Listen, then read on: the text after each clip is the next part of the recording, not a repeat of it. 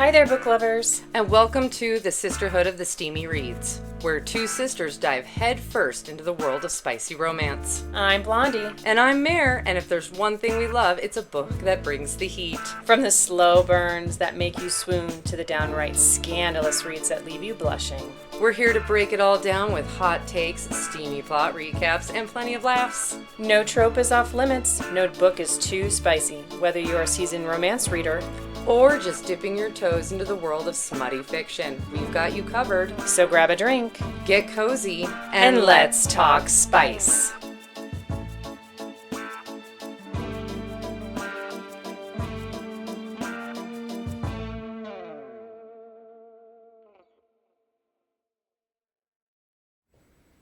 Oh. Hello. Welcome back, everybody. And we're back again for another episode of Steamy Reads. Yes, back in action, like you guys always like. We're on episode 13. I know. I'm so excited for us. I know. This is so much fun. Lots of new and interesting developments in our world for our little podcast as well. Yes, we've had lots of new and little interesting developments. I like it. We'll introduce ourselves first. Who are you? No. Who are you? Well, I'm Blondie, and I'm your resident chaos coordinator and avid streamer. Welcome in. And I'm Mare. I'm your walking spoiler alert and TBR list enabler. Okay. And welcome in, Mari. Thank you for being so supportive. And all our other viewers that haven't put it in the chat yet, but we appreciate everybody. I know. I love our loyal live viewers. They're so much fun. I love it. One day we'll have to have them on. You know you want to, Mari. Oh, yeah. For sure. All right. So in this episode, Hold on. I got my readers this time, guys. She finally learned from the last episode. I was going to get her a big magnifying glass. Yeah, right. All right. What are we reading today, Mary?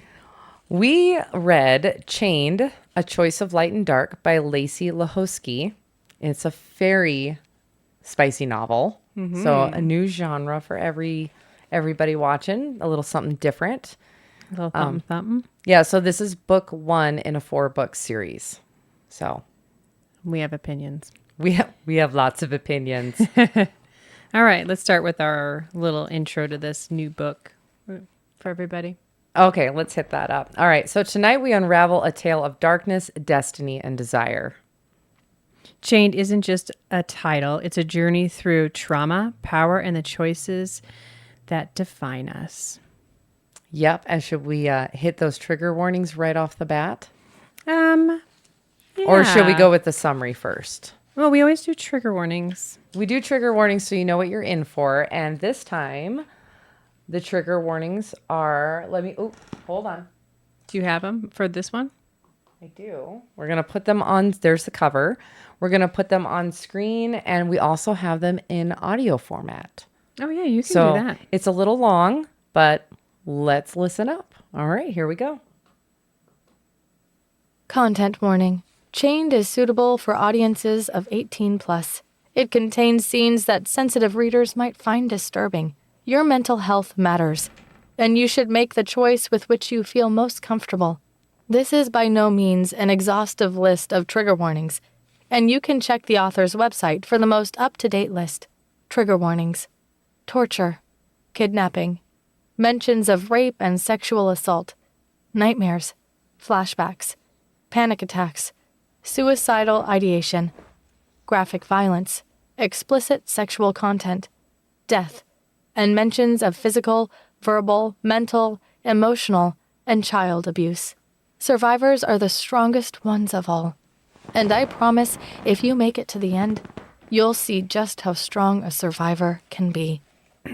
Welcome in, Pineapple. Yes, I'm glad you made it for those trigger warnings. We always do the trigger warnings audibly if they are available. If not, Blondie reads them. I make her do them. All right, let's hit the book summary really quick so we know what we're getting into. Okay, here we go. All right. Chained. Princess Isadora of the Night Realm was kidnapped at birth, chained in darkness, abused by her captors, and wholly unaware an entire world was looking for her. That is until the eve of her 21st birthday, when the Night Hounds, led by a striking High Lord Casimir, rescue her from a cave in the highest peak in the land. Now the lost princess must reclaim her power before they reach the vicious capital of the Night Realm, where the story everyone was told about her disappearance might have been just that, a story. Will Isadora overcome her trauma or succumb to the whims of the madman who sits on the night throne? Ooh. Dun, dun, Dun. I know. I need to start getting that ready because we actually have that sound effect.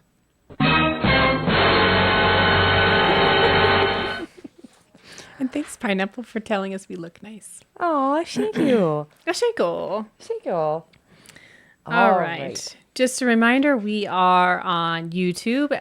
Every Friday, our episode goes up, and Spotify and Apple. So make sure you check us out. And our tiny TikTok page is in the works. And we also have our little Etsy store. Yep. Lots of fun things. We're getting out there, and maybe we'll let people know about some upcoming developments at the end of the podcast. We have some exciting things happening. You have to stay and find out. Suckers! I got to stay for the whole shebang. All right. Let's meet this madness. Let's do a little book overview so people know a little bit what this is about. So obviously, Princess Isadora was born into royalty, but the world had other plans, stolen at birth, and held captive in total darkness for 21 years. She's scarred, silent, and seething. When she's rescued by the Night Hounds and thrusted back into the realm of politics, prophecies, and rebellion, Isadora must decide whether she's a symbol, a pawn, or a blade that cuts the string. All right. So what happens when the girl in chains is the key to the kingdom's future, but no one is ready for the fury she brings with her. Blah, blah, blah, blah, blah, blah, blah. Yeah. Let's get into what was your first impressions of Isadora, though? When you first... I mean, obviously being locked in chained to a wall in a cave for like 21 plus years is pretty dramatic in itself. So, I mean, that and abused while there, I think is pretty traumatic. So I kind of see her, I would have thought she was more of like a very meek, very abused, very withdrawn, introverted person in this world. So that was my first impression kind of from the book. But I mean, you hear a lot of her inner monologues, so you know she's pretty angry, obviously, about the whole situation. Yeah. My thought was like she doesn't know any better. Yeah, she knows it's wrong, but she doesn't know why she's there, and she doesn't know any better at this point. She's very ignorant to the entire world around her and the world outside of her confinement. But she's like aware of it. Like she's aware that she doesn't know. So which was interesting to me. Yeah. Did the world building feel immersive or overwhelming in this book, do you think? I think the world building was just enough. I don't think it was overwhelming. I think it was immersive. I think it didn't. Some books, I think, overpower with their expletive dumps. Yes, and this one did not. Or expletive. Yeah. They weren't expletives, but like the information dumps that they give you. This one was you kind of learned about the world as she learned about the world. Yeah, so you were kind of seeing it from her point of view most of the time. Yeah, it was well done in that aspect. I think. I mean, it is a dual POV in general. Mm-hmm. So, but again, you're learning about the world as she is. So it was good in that way. It wasn't like too much all at once or anything like that. Information dump. And yeah. Okay. Were you pulled in by the prophecy plot line, or was it more like her trauma arc? I mean, it was going to be interesting. I was more interested, like the prophecy isn't really. You don't really learn about the prophecy till further into the book, so you don't really know that that's a thing. It's more of how is she going to survive in this world that she's in, and how is she going to deal with it, having been locked up and chained for so long. And again, like I said before, like just ignorant of everything. So uninformed Yeah. and sheltered. Sheltered is a good word for this one. Yeah. So should we do our spicy ratings? Let's see what our spicy was feeling like, because I have opinions about this book. All right. So I'm going to rate my spice. I'm going to give this. Ooh, I mean, the spice is there and there's quite a bit of it actually. So Yeah. I'm going to say this is like I'd say it's a 3.5 I on would the say, spicy yeah, rating. 3.5, almost a 4. Yeah. Pretty close to a 4. It's Yeah. just, there's not a whole lot of, like kink involved. So I wouldn't give it a 4 because there's not as much kink. Yeah. So, all right. Should we wait on the darkness rating? Yeah, let's finish our spice. My spices don't want to go away. Oh man, was this the slow burn intimacy steeped in trust and trauma recovery? How did you feel about that? Like the slow burn of the intimacy, but it was like really saturated because. So here's my opinion about it. I've been waiting to tell this. I wouldn't tell her before. I know we did not preemptively talk about this at all. Yeah, because at all. we both have our opinions. Should we put up like a picture of what we think she looks like Yeah, or how she was described? yeah. So that's Princess Isadora. Obviously, she looks pretty fierce. Arr. Arg. So the intimacy starts with between Isadora and Casimir, the main guy that rescued her, right? And and they're fairies. And they're fairies, yes, they're fae. So when I read this the first time, I was like, oh yeah, Casimir, good guy. Yeah, I like this. And then I really just listened to it again. So I really wanted to like make sure I was on everything, because I feel like sometimes I stumble through our podcast, and I didn't want to on this one. And I was like, ooh, this is sketch AF. Like, he's definitely got the touch or die energy and stuff like that, and the possessiveness and obsession thing going for him. But he has literally obsessed over her and knowing nothing about her since he was a kid. But we're on the spice. So let's continue on the spice before we go off on that tangent, because I think we're going to hit that tangent in the other spots. Well, okay, so that's the trust and trauma recovery. We haven't finished, dude. I know, sorry. And so, go ahead. It's got some dom sub tension with emotional stakes. Mm-hmm. Obviously, she's more sub. He's a little bit more dominant. Yeah, the power dynamic that shifts as the healing grows, as Isadora like starts healing from her trauma of being in a cave for captive for so long, her 21 years. And then there's explicit scenes that are tender, intense, and carefully earned. I have feelings about that too. Uh-huh. Should we get into the questions where we can like really dive deep into it? So did the first spicy scene hit at the right moment? Okay, so I have lots of it. Okay, yes, I would say that. Like, okay. It's far enough into the book to where I don't. All right, this book, in my opinion, it's well written. Okay, I'm going to say that right off the bat. I applaud the author. It's well written. I like the vocabulary mostly in it. The characters have depth. They're not shallow. There's a decent plot and subplots. Mm-hmm. So I'm going to give it all of those benefits. Here comes my constructive criticism. You have to kind of turn off some of your logical girl brain for this book. And this is why. So your opinion on it. This is my personal opinion only. And mind you, this is a 4-book series. My opinion is different, so we'll talk about it. I've read the entire book series all the way through. So I'm not going to give any spoilers, but just this book as the first book, I feel like you have to suspend your girl brain a little bit, because you're talking about a woman who has grown up locked and captive and being repeatedly abused over and over and over again for years by multiple horrible people, right? She's ignorant, uneducated, and sheltered. And I get the whole like damsel in distress, the first nice man to ever treat you like a human and respect what you say and give you your boundaries and all that, that I get that you would fall into love or lust or infatuation with that. I totally understand that. I just have a hard time believing that someone that went through years and years and years of repeated abuse would... And the R word. Yes. When I say abuse, I'm talking about sexual assault. I find it very hard to believe that within weeks of meeting someone that is nice to her and kind to her, that she would Drop her guard, maybe?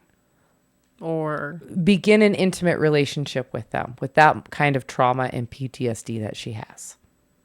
And that's just my opinion. And again, this is a fictional world. They're fairies. They're not humans. The universe is completely different than ours. Like, it's a fantasy world. So again, grain of salt. It is a fantasy. So yes, long story short, did the first spicy scene hit at the right moment? I do think she put it far enough into the book that it's believable. And the way that the spice started between the two in this book worked. And so I'm okay with that, if that makes sense. yes, Your opinion? my opinion, because I had thought kind of about your opinion, because we briefly talked about it, is after listening to it the second time, I'm like, oh, okay, I get it. So she doesn't know any better, right? Yeah, she's ignorant. And this is the first guy that's like shown her true affection, true love, like, or what we think is, right? What she thinks is. And so, Because she's never experienced it before. So Right, it's the so first male person to ever listen to her and care for her in this way. and I think also like the way it happens too is like he's very like, I'm not going to touch you. And he asks, and he's very slow to do anything. And he's respectful of her. And so it breaks down her walls. It makes him trustworthy. Yeah. So that was the key thing, is like, I think he's slightly diabolical. You mean like manipulative? Yes. And in a different way, because he's like, here, let me bring you to my home, and you're going to love this, and I love you, and you're going to be mine. And then he gets real possessive. Oh, yeah. So, Okay. Was the Dom so wait, what was wait. the first scene? Oh, the first scene was the bathtub scene. It's a little bit of mutual... Masturbation. Yes. So There was no touching of each other. Which No, is they're on also other sides of the room. Like, she's in the bathtub. He's on the other side of the room. She invites him to stay. just in the And bathroom. they take care of themselves while in the room together watching each other. yeah. So, like I said, it definitely... slow burn, but the sex scenes are really well written, I think. I think they're well described. Yeah, I think the spicy And scenes... hot. Yeah, the spicy scenes are hot. They're well written. Like, this book is narrated in duet. Mm-hmm. Which, should we... I mean, I only have a couple of clips. So, should we play... Let's play a little bit of Casimir's obsession with her. Should we play a clip of that? Of Yeah, him go for talking it. about... This is when they're still in the process of going from where they rescued her from across basically the continent to their night realm. So here we go. Why couldn't she laugh like that with me? Didn't she see that I was the right choice for her? I would have to try harder to show her that our connection was there. It was only a matter of time before she realized it. Yeah, like he was already like, again, he had an obsession with her before he even met her. It was just the idea of her that he was obsessed with. And then he met her. And then, in my opinion, his obsession almost became the way that he, in his point of view, in his mental monologue, he's almost borders on the point of like unhealthy or toxic. Yeah, dude. But anyway, so. Yeah, dude. Yeah, I hear you. Okay, so. I think he's... We got other questions to move into. All right. Was the Dom sub layer effective or too heavy post trauma? Him being more dominant, her being more submissive. I have thoughts on this too. I mean, I don't think she would have liked it personally, but that's not how these characters are. I don't think she knows any different. She doesn't. So for her to be okay with a man taking charge who she believes, who's in love with her and is caring for her. Believes that she, is genuine. Again, do I think it was effective or too heavy? I think it's a little too heavy after but effective. What? But effective. But effective. And again, maybe it's because she knew what was going on with her was not right nor normal, or she knew it wasn't right. It didn't feel right to her. I don't know if she knew it was normal or not, but like, I don't know. I just find it really hard to believe that What was one of the parts where he was more dominant? Do you remember? He had her get on her knees a few times for him. Yeah. I think she was a little willing. He took control of almost every sexual situation that they were in, with the exception of like the under the dinner table futzing that she did. Yeah. And like her initiating their first sexual encounter, the whole bathtub thing, she kind of controlled that. But otherwise, you're saying his dominant is like he's initiating every sex. He's initiating almost every sexual encounter they have together. Okay. And enough to where he's like scooping her away to like keep... Yeah, to get away to go screw, basically. All right, your turn. I feel like he's doing that, like his dom part of that is his like touch her and die thing. And he's like so obsessed. He just wants to like put his seed in her. Yeah, there's a little bit of, it's a lot of, I mean, once the sex gets started in this book, it's like every other chapter. At least there's a good sex scene in every other chapter. And to be fair, I don't believe it starts. To be fair, I don't believe the spicy stuff starts until like chapter somewhere around like the late teens. Like 16, 17, 18, somewhere in there. It's like the late teens, early 20-ish chapters when the spice starts. And again, all the spicy chapters will be listed in the YouTube description box if you're curious. So if you just want to read the sex, you can. Go for it. All right. It's hot. Moving on to your next darkness. question. No, we have the last question. Would you say the spice deepened the bond or just added heat? I think a little bit of both. Again, it's a lot of she doesn't know any better. So I think in her mind, she's built up this as he is the perfect person for her. Well, not person. We'll talk about that later. My critique on some of the vocabulary in this book. But yeah, I think a little bit of both. It was heat, it was hot, and it deepened the bond that they had, or that he's building to have. He's building to have. He's manipulating her into, I believe. Yes. I mean, like, again, the girl brain thing going off, like, he's got some red flags. I didn't see him in the first time. Well, so that's the thing with this book. First time through, you don't see the red flags. You're just like, oh, he's her white knight rescuing the damsel in distress. Damsel in distress. Oh. And then you get further into it and you're thinking to yourself, red flag. You're like, pew, pew, pew. Alarm bells are going off like, oh boy. So. What were you going to put up? I was looking for a different sound effect. I just felt that we needed one. Oh, maybe we need a red flag sound effect. Ooh, maybe we do, like an alarm sound. That would be really annoying, though, for people listening in their headphones. You could do the be-doo, be-doo from, like, Minions. There you go. Then it wouldn't be that we'll do something obnoxious. Like that. Maybe. So, all right. Well, let's dive into this darkness, because this one was pretty good on the darkness. What would you rate your darkness? My darkness, I'm going to put up a solid 3. Okay. What do you think? By the way, the buttons are now over here so that she has no control. I don't know all. why I agreed to that. I just realized, but She has 0 button control ever now.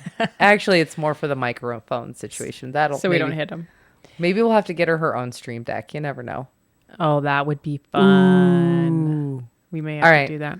Maybe Okay. that will be when we move to the new studio Yes. in a few months. But anyway, all right. What do you think for so darkness? my darkness in the first book, I think is like a 3.5-ish. You're gonna give it a 3 to 3.5. Only because of like the essay in it and some of the backstory of, I think more of like the plot line is dark. Yeah, The I would. spice isn't necessarily dark yet No. in this book, but the storyline, I'm just like, man, these people are fucked. What's happening? I concur. Okay. I definitely think that like the darkness in this book comes from the plot and the backstory, and not necessarily the things that are actively happening in the book. Yes. Like I said, the sex is still hot. The spice is still really, really hot, Mm-hmm. but it's still pretty normal spice. Like they haven't brought in any kinks or anything like that. No. It's pretty normal spice, but it's pretty hot spice. Yeah, there's some really good. It's the author did a really good job of writing the sex scenes, I think, personally. Oh yeah, the spicy scenes are Compared good. to our last book reviewed, where we were like, where's going what, and how? So it was. Oh yeah. I had to think about which book that was for a Yeah. second. But yeah, the spicy scenes are definitely an improvement. So not too long, not too short, just the right amount of heat. Yeah, well, let's tell them why. All right, so we talked about the darkness. We talked about the why already because of the graphic abuse, the panic attacks, suicidal ideations, the deep trauma. Yeah, the backstory, right? the backstory, some of the emotional manipulation adds a smidge to that here and there. Yeah, and she does get some flashbacks, and she has some PTSD. So it's not all rainbows and sunshine in her sex life. She does have some PTSD from stuff. And she, emotion- which and she's- invokes some panic attacks and stuff like that. Like she definitely has some issues. What scene was the hardest to read emotionally?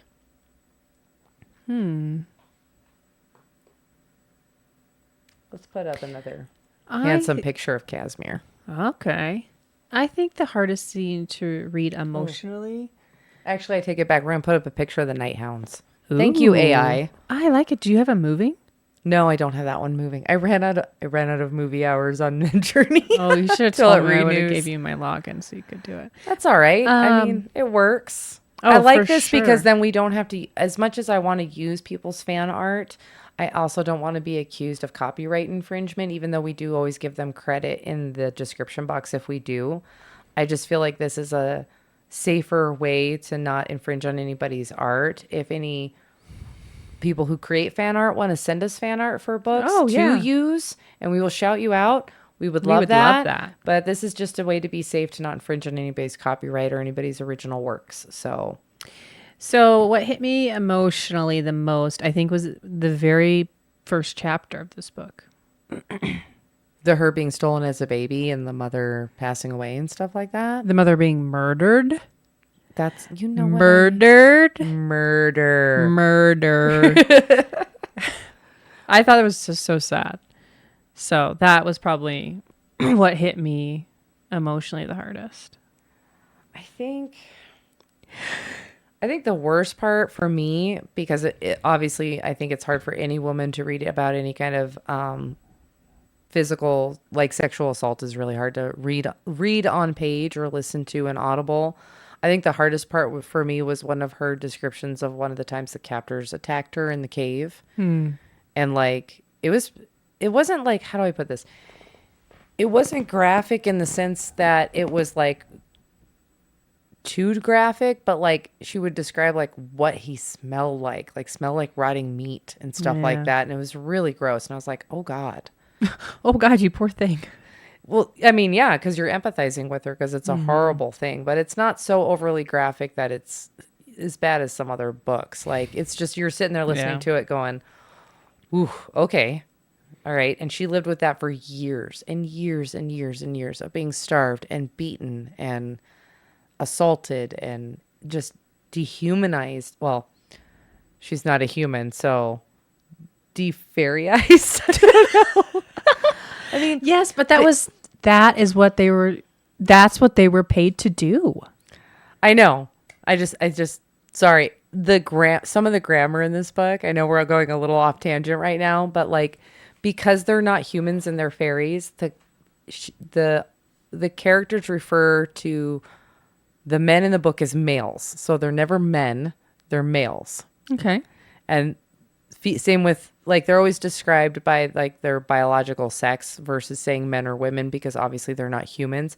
It got to the point where it kind of got really annoying after a while. Like, I get that they're fairies, but like colloquially, being that we're, readers, she could have switched back over instead of always referring to men as males. Oh, it didn't bother me. It didn't bother me at first, but it got a little redundant further into the book. Okay. So that's why I was like making a joke about the dehumanization, like, because they're not humans too, so defairyization. I don't know. I mean, that's probably what it would be, right? So, I guess. Okay. do you think the author balanced the darkness with the hope effectively in this book? Yeah, I think think that's she an did. easy one. I think it was pretty easy. Like, it was, like I said, darkness backstory, her remembering things, and then positive stuff would happen in Isadora's journey. So yeah, I think she balanced it really well. I agree. I think she did as well. Was Isadora's emotional growth believable? I think so. You know what I liked about Isadora is even though she was captive and shit on for 21 years, she came out of there pretty strong-willed and eager once she kind of got past some of her PTSD of like wanting to learn how to read, and then she wanted to learn how to bake, and she was like, what I liked about it is she's like, She didn't want to be a victim anymore. she didn't want to be a victim anymore. She wanted was to be going a to empower, survivor. and she was going to empower herself to be better. And I really liked that about her character. And it grew through the whole book. I mean, I would say her emotional growth is there throughout the book, but you got to remember, she's got the emotional maturity of granted, she's 21, but she's got and I don't know how long fairies live for. Hundreds and Well, years? in this book, I don't know how long they live for. I think they live for hundreds of years, because the Night King has been around for hundreds And of years. Casimir's dad's like 150 or some shit. Yeah. So obviously at 21, she's very emotionally immature. So is her emotional growth believable? Yeah, because she But- went from a very ignorant, sheltered world into this whole nother entire universe of world around her. So I think her emotional growth is relatable. But also you got to remember, when she was growing up, she did have the maid, or the woman's maid. Is that what they call them? I don't know. Like a nurse, kind of. Not Yeah. a nurse in like a healing aspect, but like a a governess. nanny. Yeah, like Yeah. a nanny or a governess. that But she only had her until she was like 12 or 13, right? But she taught her stuff, and then she got the mean ones that Yeah. would teach her how to talk to a king or a prince or whatever. basically So teach her to be subservient. Yes, so she did have some training in that aspect. So when she does meet people, she does know how to talk to them appropriately. So she's not totally dumb. No, I'm not saying she's stupid. I'm saying she's ignorant to the ways of the world, is what I was trying to say. Oh, okay. Like, I don't mean her ignorance in everything. I mean, she's just, she's sheltered. So She's sheltered, yeah. I mean her ignorance more in, like, the way society functions, political stuff, ignorant in some of her emotions, because, again, she's stunted. It's a lot more like that. I don't mean to say that she's stupid. She's just stunted. All right. Stunted. Next segment, tropes and tension. There's a lot of tropes in this one. Tropes galore. Yep. Let's play. I have a picture of, like, here we did the Night Hounds. We can put up, like, their camp while they were while camping. they were traveling. While they're traveling, we can leave that up for a little bit and talk. That's pretty cool. I know. All right. So tropes. Should we just read off some of the ones that were openly apparent in this book? Yeah, like the trauma representation, Obviously, feminine rage was a big thing. the morally great hero, Forced proximity. touch her and die. Just a little bit. Right. Jesus. Political intrigue. secrets and betrayals for sure. This one, obviously, with a fairy situation and magic and prophecies, leans heavily into the fated mates. Yeah, which I have opinions on that. I know. Keep going. We have a lot of opinions. Found family. So Yep. she does kind With of the night hounds, she basically loves them like brothers. Yeah, she bonds really well with them, and Twin sandwich. Yeah, I should have clipped that. Yeah, So which I think is cute, and she learns how to care. yeah. She finds a motherly figure in like the housekeeper at Casimir's ancestral home. She finds affection in Casimir's dad as like a father figure, kind of. Mm-hmm. Like the night hounds become like brother or sibling figures to her. So there's definitely people filling those gaps in her emotional and like in her heart. Mm-hmm. So, and then he falls first. Yeah, just like before just she a was smidge. found. Jeez, I mean, for decades, he was in love with her and obsessed with her for decades. He didn't even know what she looked like. He just was obsessed. Like it was a thing for him. Anyway, keep going. Faye, Obviously the fairy aspect, and then prophecy. Mm-hmm. Yep. All right. So which trope had you screaming either in the best way or the worst way? Because you said you had opinions on the... You had opinions on what was the it? secrets in the betrayal, or what did I say? Oh, the fated mates. Yeah, fated mates. So just reading the first book, I think he's totally diabolical and like like like twisting the mustache, diabolical. Well, if you listen to some of his conversations with his dad, they're very like how can we get her to go along with our plan? Manipulative? Yes, manipulative. And then when she does something on her own, they're like, oh yeah, that was perfect. I'm glad I manipulated her into doing that. But that's not how he says it. But that you're like, okay, this dude is not this knight in shining armor. He's not letting her find her own way. They're definitely steering the ship. Yes. He's manipulating her in the direction he wants her to go. I think to put himself in power, but I don't know that for sure. Yeah, I mean, he's... Right, because this is just the first book. And I haven't read all of them. He's definitely got some... This whole hunt for the lost princess that him and the Night Hounds have been on for decades, like, is definitely fucked with his head, in my opinion. Like, it's messed with his emotions. He's become so obsessed with the idea of her that once he has her, it's like this whole... I don't know. The Fated Mates is more in their attraction, and they kind of touch on that a little bit more towards the end of the book. Yeah, and I think he just puts that in her mind. I don't think they're really fated.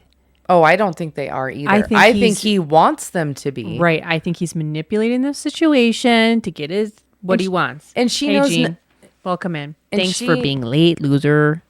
And she doesn't know anything any different. Again, she knows nothing, Jon Snow. Like, she knows nothing. She's lived in a cave for 21 years with an abuser. I don't get that reference. You know nothing, Jon Snow? Have you not watched Game of Thrones? I know, but what... Game of Thrones? Everybody on there is like, you dumbass. You're the one who introduced me to Game of Thrones. So the fact that you didn't get that reference, I'm highly disappointed. Who says that to him? The redhead. Oh. Like his wife in real life that he ends up marrying. Oh. You don't know that? I didn't know that. So you don't know that She's Kit so Harington ended up marrying the redhead from Game of Thrones that he had the whole like love affair with in the show. Their characters did. Dang. That's how they met, and then they got married. Like they're happily ever after together. Well, she's a hot redhead. Oh hell yeah. But yeah, you know nothing, Jon Snow. Don't you remember that? I kind of vaguely remember that now. Anyway, tangent. Oops. We need like a little button that's like tangent. Yes. We digress. So what was I trying to say? Dan, I lost my train of thought. Oh, he's manipulating her into the fated mates thing because she doesn't know any different. All she knows is the horrible males that she had in her life. Mary Jr. Lights freaking being weird. What's going on with it? Fix the lights. You didn't put it right. Oh, well, that's what you get for putting me in charge of the lights. That was really annoying. I was like, why is your face blue? I know. I was wondering that too. she doesn't know any different. So he's convincing her that this is a thing. So anyway, she has no other experience. Moving on. Okay. Were there any tropes that surprised you with how well they worked? Did any of the tropes really work well? I mean, I think they all were appropriate. I think they all worked in this book for sure. I concur. But here, we never asked this. What is your favorites? What was your favorites? Did we ask what our favorite spicy scene was? What was your favorite sex scene? Oh, we're like going back 2 segments? Yeah, we never asked that. We should start asking that. Well, make a note. Write it down. Write that down. My favorite spicy scene in this book? Ooh, Dang it, I gotta think about him again. Actually, hold that thought. You tell yours. So I think my favorite spicy scene was when they are in the shower. Do you have it written down? Well, because I had to look up, hold on. Because I had to look up which chapters the spicy scenes were, I had to like reskim the book. So I had to write them down which scene was in which order because they kept going out of order and like I was trying to remember. Oh, okay. So where's the shower scene? Hold on. They were in the inn. They were on their way. It's like chapter 26 or 27. It's towards the end of the book. Okay. Yeah, the shower, that's the one where she gets down on her knees for him in the shower. Yeah, she does that. But they also, they finish the other way, yes. Yeah, I love how she describes her getting pushed up against the glass. And she's like, anyone could see my breast up against this glass. Do you remember that part? Yeah. I was like, you're in a private room, I dude. can totally picture that. Yeah, but she's in a private room. Like they're in an inn. I know, but I like... They're in the inn? Yeah. Yeah, but I like the scene. Yeah, I would say... Well, she's getting it from behind her. She's pushed up against the glass in this... I just see it as like this rock shower that's like very medieval. And I'm like, ooh, I like it. It's all steamy. I think... I dug it. I don't know. I think, I'm always a sucker for the first spicy scene. I think the bathtub scene is pretty hot. Where they don't even touch each other. The mutual masturbation. Yeah, I think the way it's described and like how they're both enjoying it. It's not in the right order because this is the list down here, but it gives some description. But it's not in the right order. It's my list. Don't lose that list. It's got the next episode's spicy scenes on it too. Anyway. Oh, yeah. I think the bathtub scene is, in my opinion, I think it's one of the better scenes. Like, again, I'm always a sucker for the first spicy scene where the slow burn ends. Oh, I see what you're talking about. It's not in order. You see what I mean by it's not in order? Yes. And some of them are wrong, so they're crossed out. Like I said, I had to go back through like a freaking 35 chapter book. I'm just going to, give me my list back. My next time, hold on. Morning oral and full sex, chapter 30. If anyone wants to read that, I'm sure it's pretty good. No, that's not chapter 30. That's what I'm saying. These are not necessarily the right numbers. Like the descriptions may be right and out of order, but the numbers aren't right. These are the right numbers at the bottom. 31. 31. Ooh, chapter off.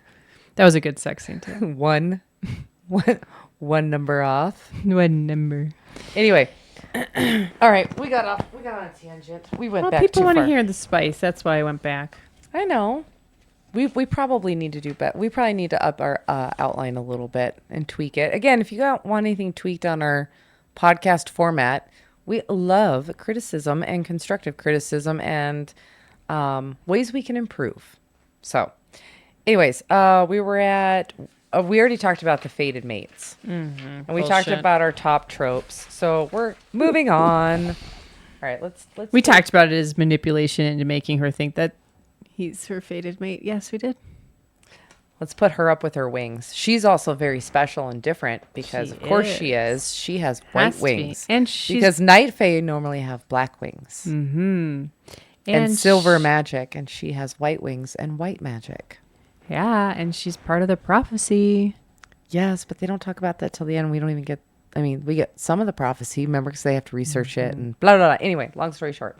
Key moments. Should we just hit those key moments? Yeah, so I think we talked about like Isadora's abduction at birth is a key moment. 20 years in captivity, key moment. Rescued by the night hounds, key moment. She stayed mute when she was around the night hounds because she didn't know if they were trustworthy or they were just other horrible males that were going to come and take her somewhere else and do horrible things to her. So she didn't speak for a while. So first spoken word was a big key moment. She learns they tell her that she's the lost princess and they saved her and upending her reality and thrusting her into this political chaos is a key moment, I think, for sure. And then grows close to Casimir is obviously a key moment we've been talking about, testing her trust and stirring up long buried emotions. I think that's her PTSD and learning how to trust a male intimately.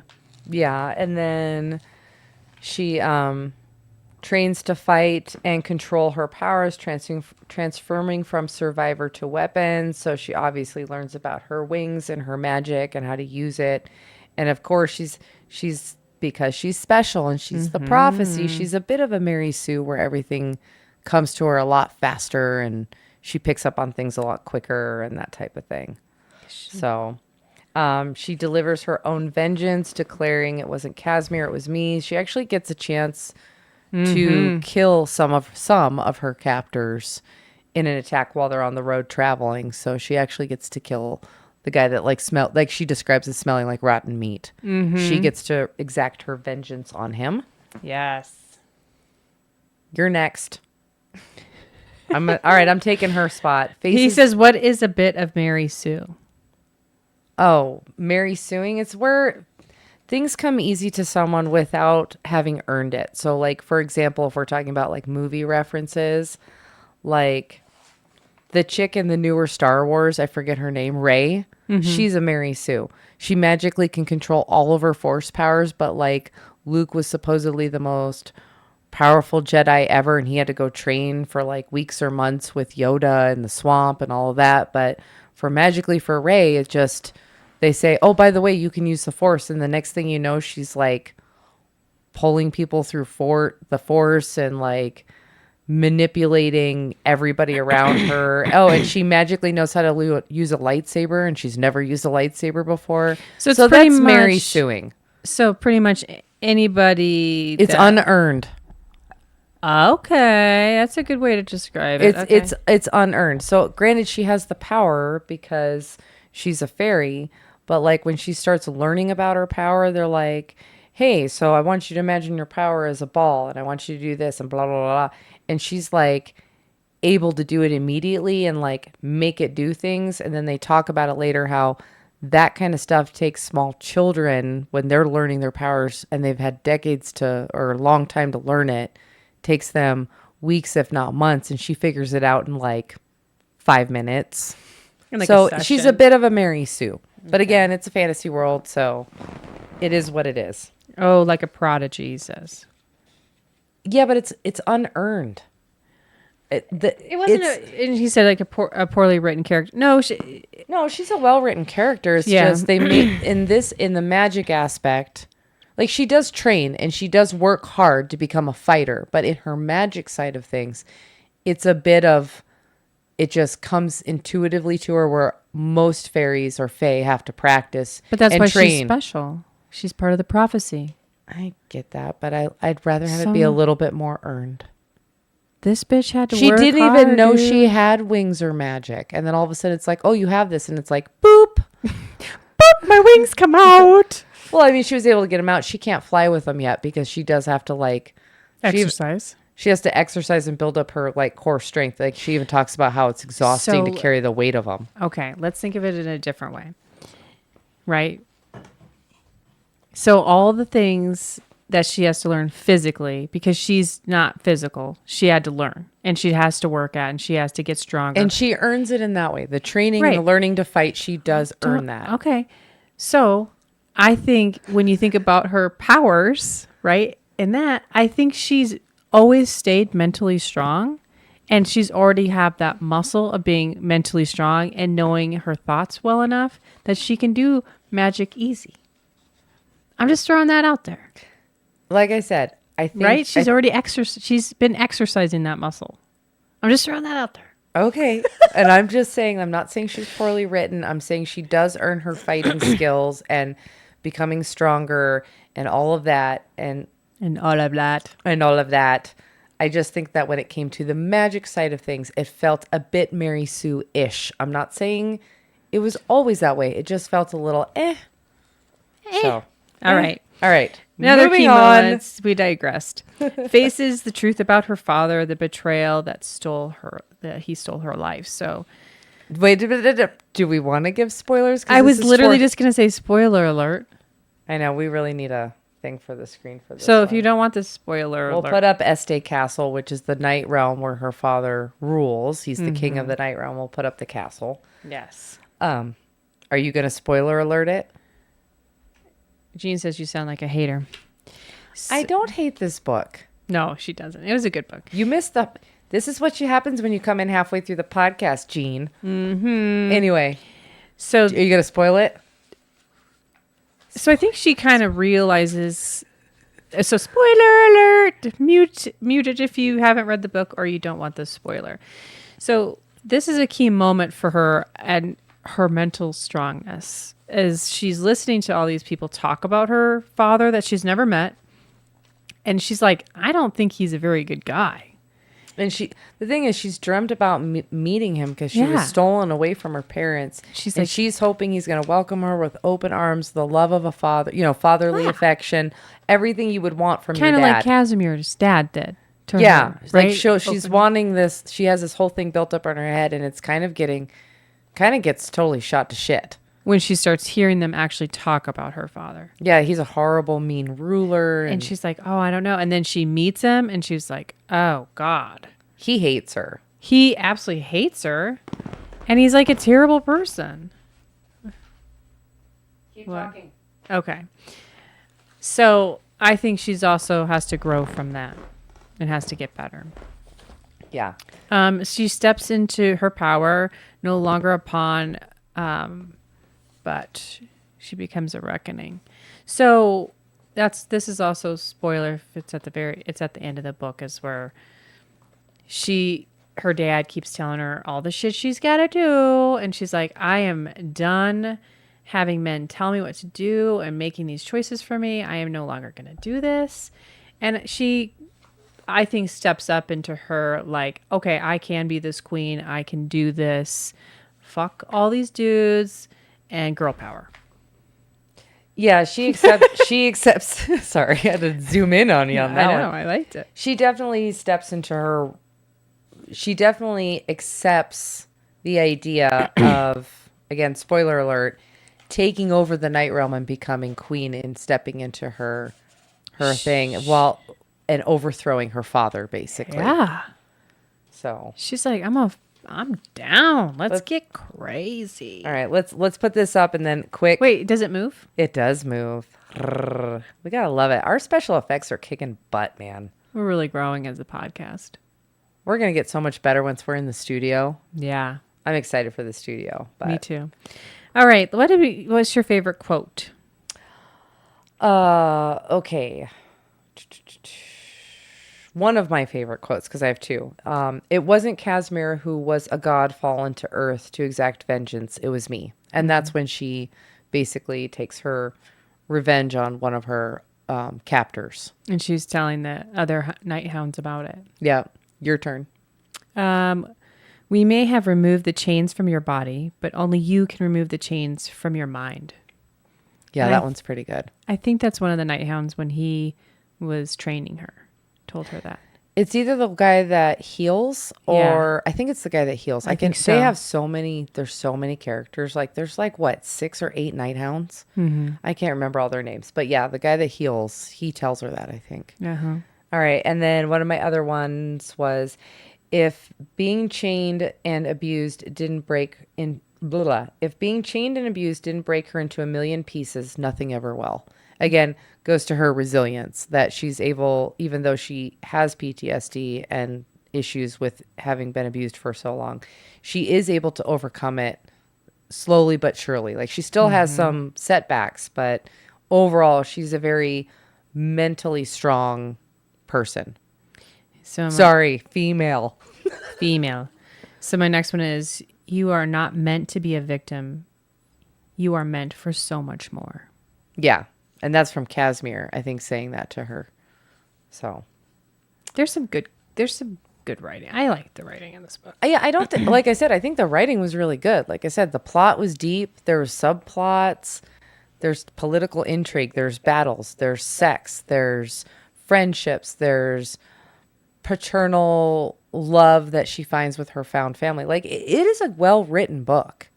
Like multiple characters have multiple like character development and arcs throughout the book. Like it is well written. I'm excited to.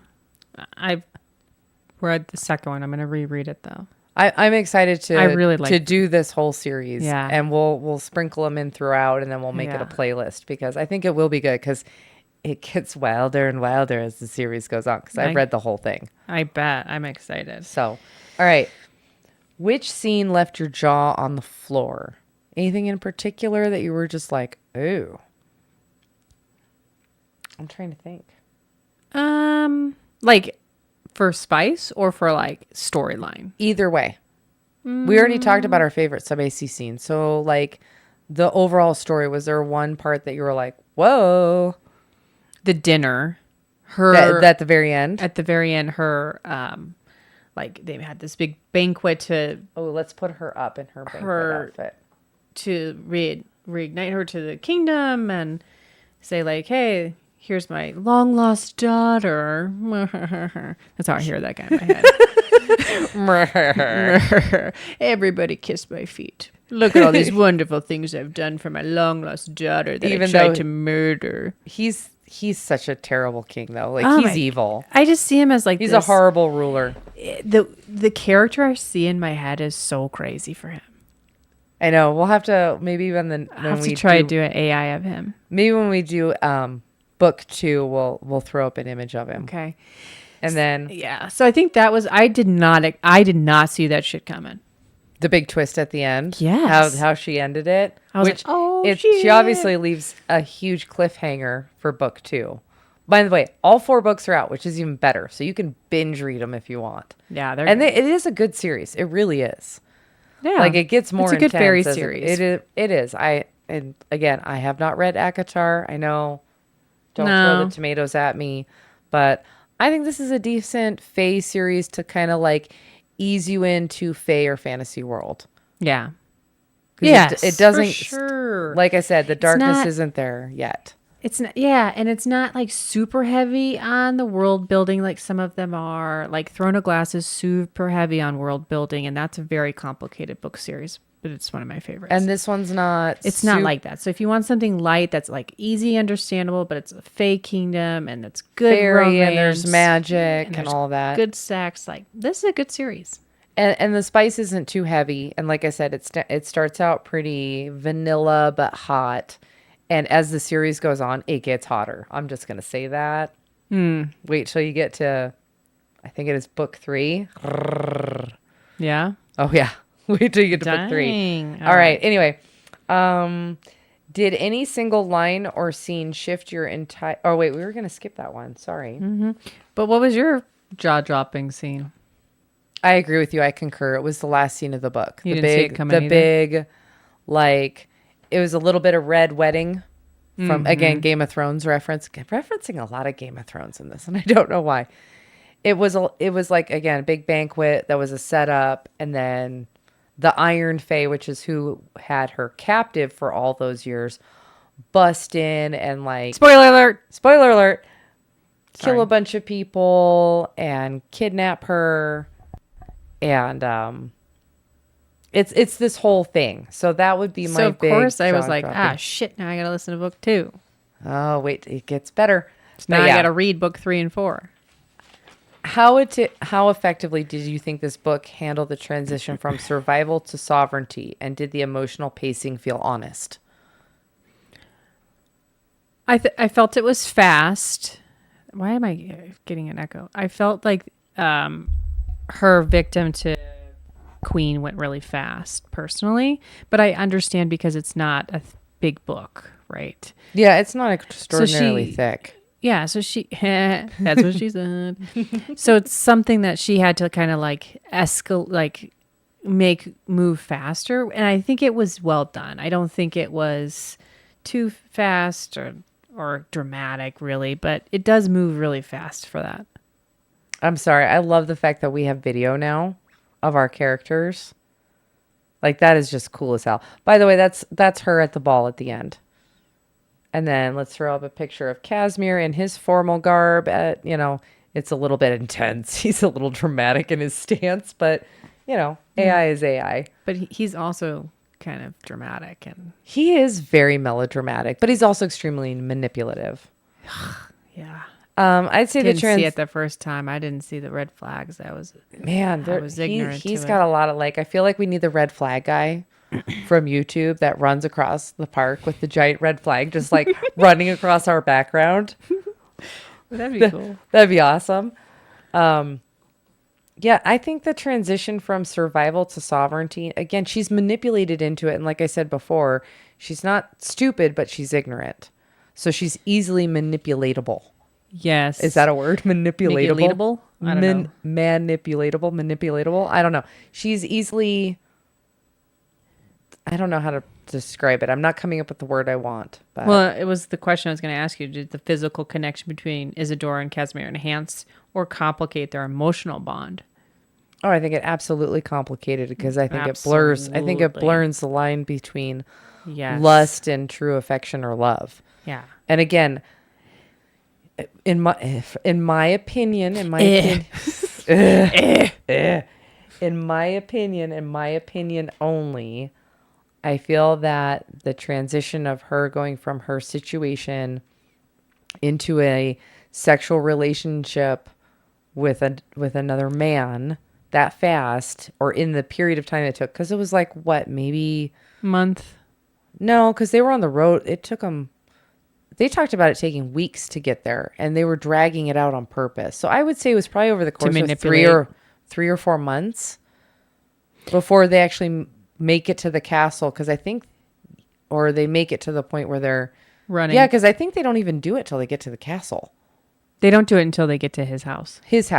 So that was weeks. That was weeks. They drag it out on purpose. Yeah. So you got to think it was at least 2 months. So you got to think you got 3 months or 2 months or whatever what the timeline is of this man making her manipulating her into loving him. Yes, and trusting him and making sure that she doesn't feel vulnerable and that she's protected. Empowering her. Yes. I get all that, but again, 21 years of abuse, and not just like physical abuse, sexual abuse. It's a shorter book, so it's got to happen faster and the writer had to bring it fast. I think that, what did you ask? What was your question? It was about the physical. If that did the physical connection, was it heat or made it complicated with their emotional bond, which it did, right? Because they had that physical connection, and then she thought they had good sex, and yeah. Anyways, we're dragging this out, man. I don't know what we're talking about anymore. We're so off on a tangent. All right. We already did the heart of the book, I feel like. Mm-hmm. We already talked about, was Isadora's recovery believable or idealized? In a fairy fantasy world, believable. It's fiction. It's not real life. So therefore I can say it's believable. Yeah. So for sure. I'm pretty sure this author comes from a place of having experience, I believe, with some kind of trauma or abuse in her life. So I don't want to downplay the fact that I think she might have been pulling from possibly her own personal experience, or at least that's kind of the inclination I got in the the about the author, or how she describes having to survive abuse and stuff. Like, she puts a whole disclaimer at the back of the book. So I could be wrong, and I will check. But when we review book 2, I will actually clarify whether or not this is true or not. But I feel like she might be a survivor of abuse. Yeah, And I again, don't want to downplay the importance of that. And I don't think she is either in this book. I think she's like gotta get her story done. You know what I mean? Yeah, and I do think she wants to empower the Female. the FMC, and so I give her like she definitely does. Yeah. So These I chairs think it are works. so squeaky. I know. It Again, sounds like I fart every time I move I know every around. time we move, but Not hey, really farting, everybody. It's just new a chair. studio in a few months, and it'll all be different. It's gonna be exciting. Okay, so we talked Okay. about that. Did the romance support the healing or distract from it? We already talked about that. All right. We're into the final countdown, the final wrap up. The final wrap up. We need that sound too. The final countdown. Final countdown. We should be writing this down. Oh, right. Write that down. We need this music. Final countdown music. Right? You guys are podcast. Gene says definitely farting. We're not farting. It's our chairs. They're squeaky. But again, the squeaky... Otherwise, we would be so gassy. Like, what did we eat if we were farting that much? All I can say is we're going to go from this setup and all of a sudden we're going to have an episode where we're in a whole new studio with a whole new look. Or it'll be a slow transition into the new studio as we acquire the new set. But Nah, it'll be like, just wait till we get to a point where we start. we're going to quizzing- do a TikTok like that. It'll be like this, and then Or it'll be like first episode and as we improved. Because every time we filmed, we've gotten better. yeah, we If you- think. If well, you I don't mean- think that way, please let us know. Well, But I appreciate all our viewers. We have like 8 people in here right now. Hello, Thank you all for 8 stopping people. in. If you have any questions, you could throw them in the chat. We'll answer them for you. We're going to try to, I think next time we're going to try and stream on YouTube. Yes. Or the next time, actually, I take that back. The next time we record on a Friday night when we would normally upload, we might try and stream on YouTube. We could do less On a Monday night? I don't know. I don't think that would be What smart. do you guys Anyway, think? give us your opinions. Anyway, let's do our final wrap-ups on this book so we can talk about some of the upcoming exciting stuff. Final countdown. Final wrap up. I got it. All right. Oh, we forgot to rate the narrators, remember? 'Cause that was new. All right. All right. And do we play all our clips? I have one more clip from the female's point of view. Okay, so I have a couple of pet peeves with this book. Uh-oh. Here And we I go. have to say them. We're digressing. Some of yes, we're tangenting. When I talked about the vocabulary with the males and the females, always because they're not humans, so she doesn't say men or women. The other thing that was extremely irritating towards the end of the book was when she refers to people's eyes. Instead of just saying their eyes, it was their orbs. Eyes were orbs throughout this entire book. Oh, really? It gets worse. Like the orbs thing, like if I never have to hear Maybe someone don't refer to someone's eyes as orbs again. Maybe don't say that because then people are going to be like, orbs, orbs, All orbs. right. Male, male, we're gonna female, female. They're going to be like all obsessed with it. Oh, Mary was right. All right, I'm going to play our 2 clips. I'm going to play one Okay. from the female narrator, these. again, done in duet. One from the female narrator, one from the male narrator, and then we'll rate them. While I'm playing them, will you look up their names? Because, again, I sucked on my research. Just pull it up on your title but info. If you're in the chat and you want to rate the narrators with us, please do. Yes, and it's a Deep into my orbs. and it's a scale of 1 to 5, 5 being amazing, 1 being bleh. So here we go. Female narrator. Female narrator and her orbs. The other males in our group were attractive, but none of them held a candle to Casimir. His emerald orbs on my body produced an ache low in my belly. Okay, come on. Okay, I did not fucking notice that before, you dudes. What the fuck? Now I'm gonna be like, orbs. The other males in our group were attractive, but none of them held a candle to Casimir. His emerald orbs on my body produced an ache low in my belly. Son of a. All right, let's hear the male narrator. Why couldn't she laugh like that with me? Didn't she see that I was the right choice for her? I would have to try harder to show her that our connection was there. It was only a matter of time before she realized it. Okay, so those are our 2 narrators. Okay, so their names are Daphne Fields and Gideon Frost. And I think they're really good. I don't think they're bad. I have a lot of books that Gideon Frost has done. Oh, I think he's really good. All right, so Okay. let's rate the male narrator first. Rating. You go first because I always give my ratings first. So tell me what you want your rating to be. More For than the a one. Female. Oh, we're doing female first? We're doing male first. Yes. With his orbs. Yes, with his emerald orbs. With his emerald orbs. All right, what are you rating? What's his name again? I pulled it off. I took it down already. Oh, you suck. Daphne Fields, Fields and Gideon. Gideon Frost. All right, what are you rating Gideon? Gideon. I think his narration was really good. I would give him a 4 or 5 for this book. I think he nailed I would give him this 4. Yeah, I give him this 4 character's vote. Let me finish my rating, you son of a bitch. 4 microphones. Gosh. Oh my god, she's so annoying. I'm going to take that off the sound deck. All right, keep going. Okay. I think he really embodied this character. I mean, it felt like the right Casimir. You know, I think it really sounded like him in my head. Like it really put a good voice with this character. I enjoyed it. Yeah, I think I concur as well. I need to come up with a new concur. I agree. He's definitely a 4. Like I think he's really good as his character. The depth of range, the other characters that he plays, because obviously there's more than his character on there that he narrates. Like he's really good. Yeah, I really enjoyed like his voice is pleasant in my ear holes. pleasant in my ear holes. All right, what do you give her? Let me hear it again. Hit it. The other males in our group were attractive, but none of them held a candle to Casimir. His emerald orbs on my body produced an ache low in my belly.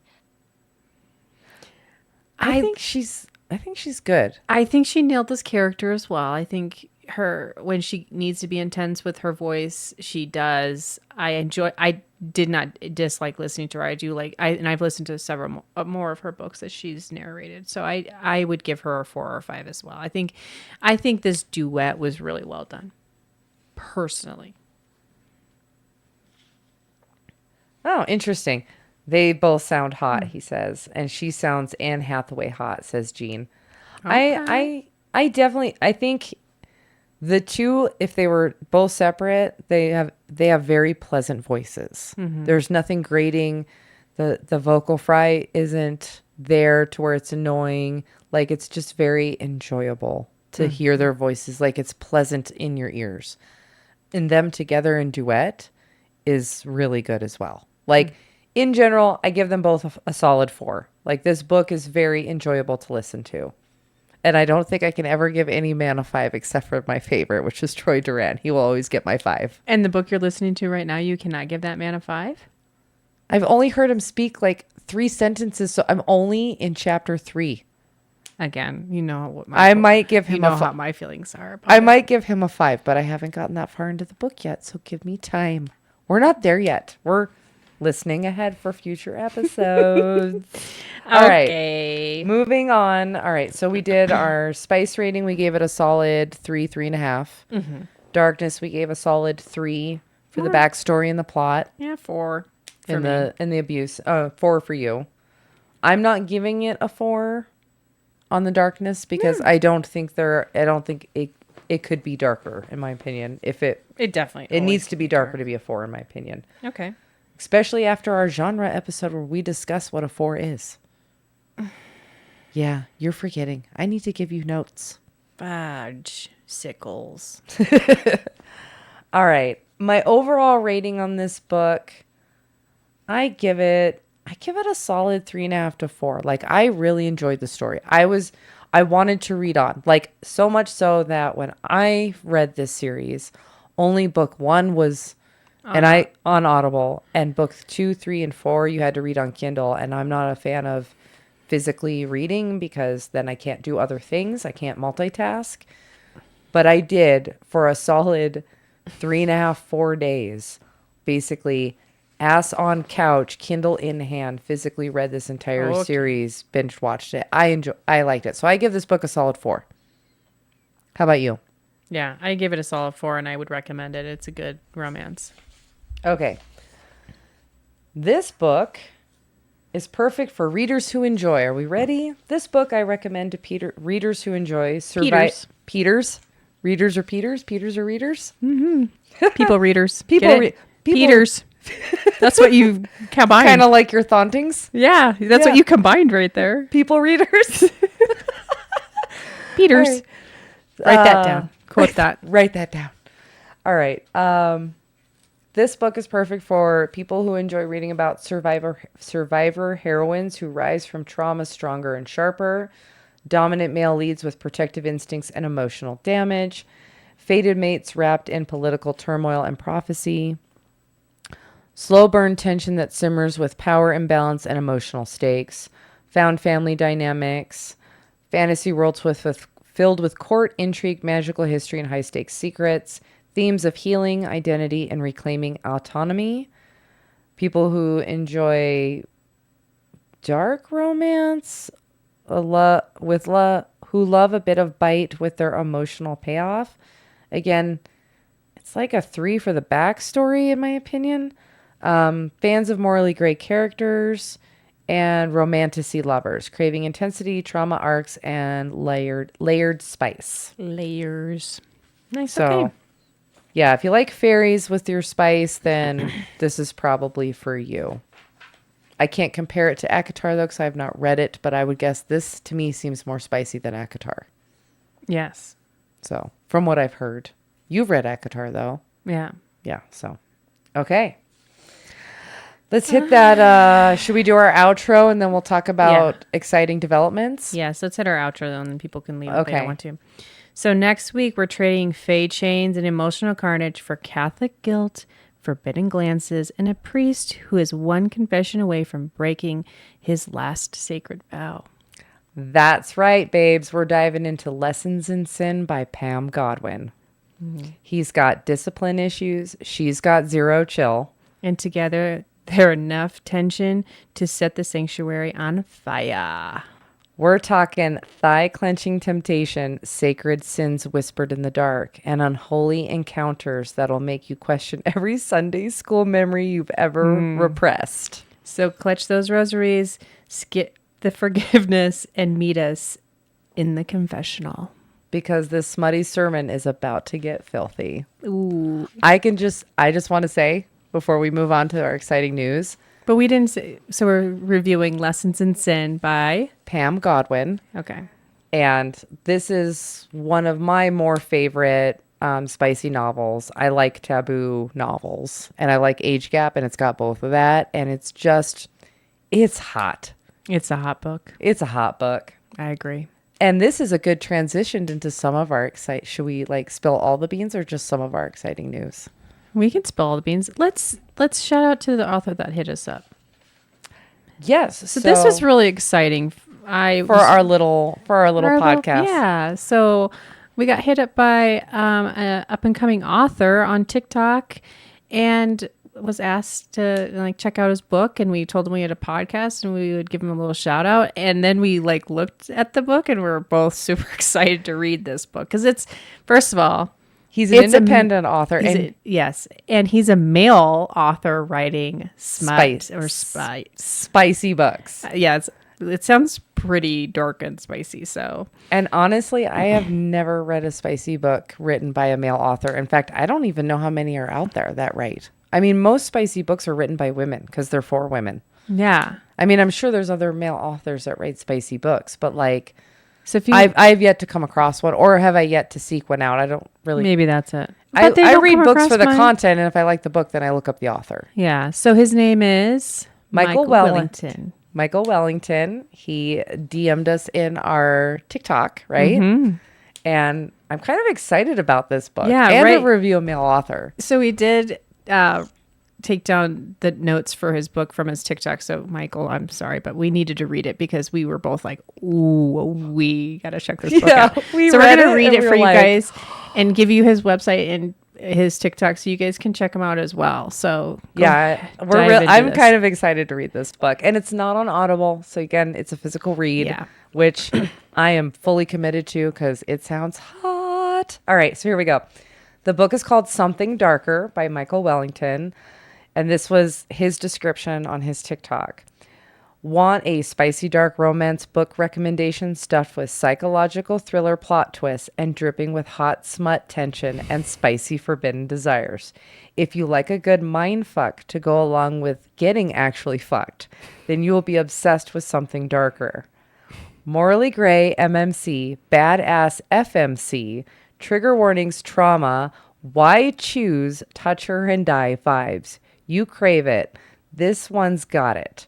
Make sure you check those trigger warnings before you spread those pages. Like, I don't know about you, but I'm kind of excited to read this book. I'm stoked about it. Okay, so again, the book is called Something Darker, and I should have pulled the cover art, and I didn't think to. But we're going to review it in an upcoming episode. I don't know which episode. We got to read it, but it's coming. Don't worry. It's coming. Again, Something Darker by Michael Wellington. His TikTok is mw.spicythrillers is his TikTok handle, and his website is michaelwellington.com. And I'm pretty sure that you can go there and possibly get a free ebook or a free ebook version of this book if you want, or you can register to possibly get one. I think he's doing a giveaway of the physical book and then like a whole package on his website. But check out his website. I think he's got some swag on there too. That was really cute. Well, and he's written another book. Mm-hmm. Like, this is the one that's obviously coming out here really soon. But he's written, I think, one other book or two other books that are on his website. But it sounds really interesting. I'm down to listen to it. I'm down to check it out for sure. Yeah. So check him out. And then should we talk about our other exciting developments, or should we leave that for further down the road? You can talk about it. So did you clip that? Did I clip what? Did you hit the clip button? Oh, I didn't. Do you want me to? And now she doesn't get button privileges. Oh, be quiet. Jean, can you clip that for us so we can tag there, him in our TikTok? I hit the clip button. Well, Jean is our mod. He needs to do his job. You're not getting any niceness from me for a while. I don't know. Can't threaten you with anything else. All right. The other exciting news is we also Rocky Mountain Readers Retreat. It's a convention here in Colorado. Reached out to us to attend as vendors, and we're really excited. We might even get the opportunity to interview some audiobook narrators as well as some authors. And one of my favorite spicy book authors, Pam Godwin, who wrote Lessons in Sin and Dark Notes and several other great books, is actually going to be attending. So I'm totally excited. Yeah. So look for some upcoming episodes and lives maybe in September of us at this convention, and hopefully maybe an author interview or two. Yeah. Maybe some behind the scenes, maybe some man on the street interviews of some other attendees. So lots of things are happening for us. We're kind of our tarot cards were right on 2 episodes ago. I know, like, we're kind of excited for this, and we're growing. So thanks, Jean. Yeah. Awesome. All right. Should we do our social media shout outs and call it a night? Yes. And just to be fair, we had already had Lessons in Sin in our TBR before we were even contacted by that conference. By Rocky Mountain Readers Retreat. So that is the name. Super stoked that we got contacted by them. And it's in September.